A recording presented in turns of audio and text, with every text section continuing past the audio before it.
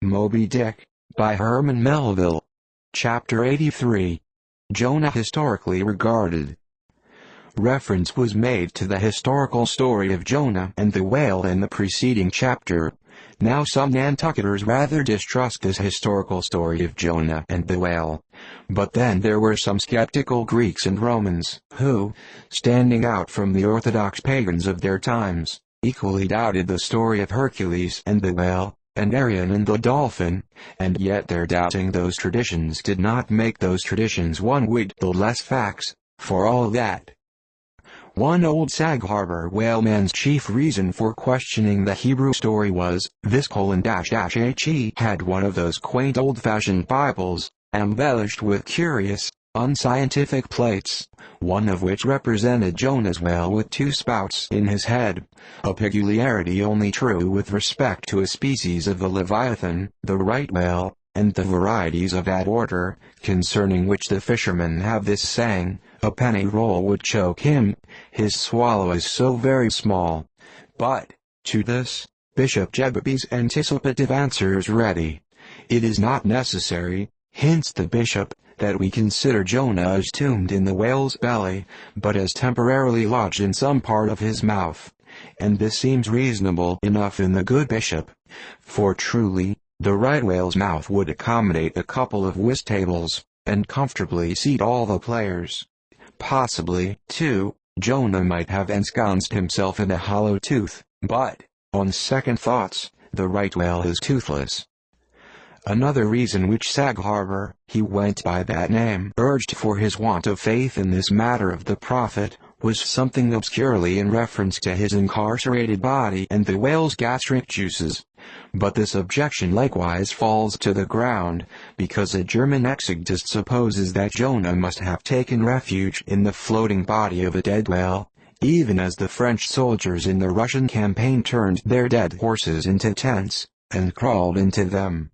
Besides, it has been divined by other continental commentators, that when Jonah was thrown overboard from the Joppa ship, he straightway effected his escape to another vessel nearby, some vessel with a whale for a figurehead, and, I would add, possibly called the whale, as some craft are nowadays christened the shark, the gull, the eagle.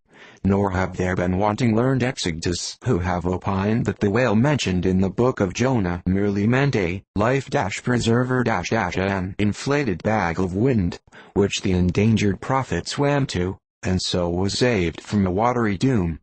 Poor Sag-Harbor, therefore, seems worsted all round. But he had still another reason for his want of faith. It was this: if I remember right, Jonah was swallowed by the whale in the Mediterranean Sea, and after 3 days he was vomited up somewhere within 3 days' journey of Nineveh, a city on the Tigris, very much more than 3 days' journey across from the nearest point of the Mediterranean coast. How was that? But was there no other way for the whale to land the prophet within that short distance of Nineveh? Yes, he might have carried him round by the way of the Cape of Good Hope, but not to speak of the passage through the whole length of the Mediterranean, and another passage up the Persian Gulf and Red Sea, such a supposition would involve the complete circumnavigation of all Africa in 3 days, not to speak of the Tigris waters, near the site of Nineveh, being too shallow for any whale to swim in. Besides, this idea of Jonah's weathering the Cape of Good Hope at so early a day would wrest the honor of the discovery of that great island from Bartholomew Diaz, its reputed discoverer, and so make modern history a liar. But all these foolish arguments of old Sag-Harbor only evinced his foolish pride of reason, a thing still more reprehensible in him, seeing that he had but little learning except what he had picked up from the sun and the sea. I say it only shows his foolish, impious pride, and abominable, devilish rebellion against the reverend clergy. For by a Portuguese Catholic priest, this very idea of Jonah's going to Nineveh via the Cape of Good Hope was advanced as a signal magnification of the general miracle. And so it was. Besides, to this day, the highly enlightened Turks devoutly believe in the historical story of Jonah. And some 3 centuries ago, An English traveler in Old Harris's Voyages speaks of a Turkish mosque built in honor of Jonah, in which mosque was a miraculous lamp that burned without any oil.